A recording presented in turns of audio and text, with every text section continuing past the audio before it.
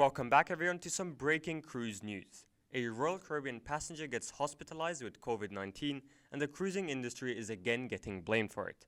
But are they really to blame, and what does that mean for you on your upcoming cruises? We'll look into it in today's episode of Beyond the Headlines Cruise News.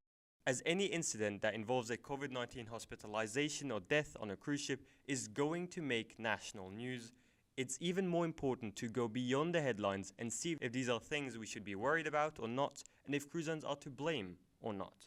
So let's look at this story one by one.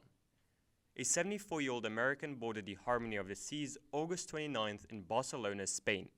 Note, in Europe, Royal Caribbean requires vaccination for all passengers ages 18 and above, and also requires a COVID-19 test 72 hours prior to departure and another one on boarding day. So the passenger was fully vaccinated and tested negative on embarkation day. After a regular stop in Palma de Mallorca the next day, the passenger started feeling symptoms for COVID-19, which quickly worsened. He was given an antigen test that evening, which immediately came back positive. The passenger was isolated in his room, and the ship went full speed to the next port to have the passenger disembarked. The Harmony of the Seas arrived nearly 5 hours ahead of time at 3:27 a.m. in La Spezia, Italy, where the passenger was disembarked and brought to a hospital where he is currently being treated for COVID-19. At this point, we want to say that we pray for his quick recovery and hope that he gets better soon. Now, this story is interesting because the passenger tested positive barely 24 hours after boarding the ship, and on average, it takes between 4 and 7 days after contracting the virus, i.e. being infected, that you start showing symptoms or testing positive. So quite clearly, the passenger did not catch COVID on the ship, but on land in Spain before the cruise. But that doesn't stop the media from blaming apparent high transmission rates on cruises as the root cause of his infection and urging stricter regulations for the industry. But what is interesting is that no other passenger or crew member tested positive in post-cruise testing, which means that not only did the infection not occur on the ship, but also onboard policies, the air filtration system, and pre-cruise requirements avoided others catching the virus.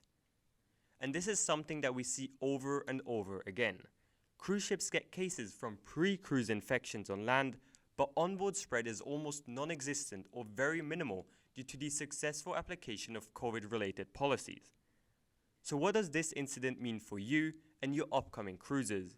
Well, cruise lines, in part due to the sensationalism of news articles on COVID on cruise ships, will continue to implement stricter testing protocols, even for vaccinated passengers.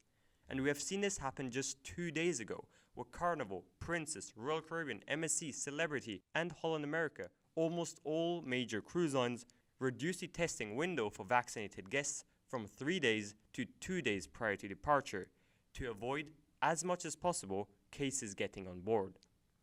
Now, cruise lines might even go a step further and require pier-side testing on embarkation day. That's currently what Norwegian does in the US and Royal Caribbean does in Europe. Now, this didn't avoid the 74-year-old passenger from boarding the ship, as symptoms appeared only the day after embarkation, but it will certainly reduce the number of cases that do make it on board. But having said that, it appears that cruising isn't only mitigating COVID-19, but is already handling it severely better than other industries on land. It's just that cruising is always in the limelight and under constant news scrutiny, so they try to be extra cautious. What do you think? Did Royal Caribbean handle the situation correctly, and do you trust cruise line onboard policies to keep you safe?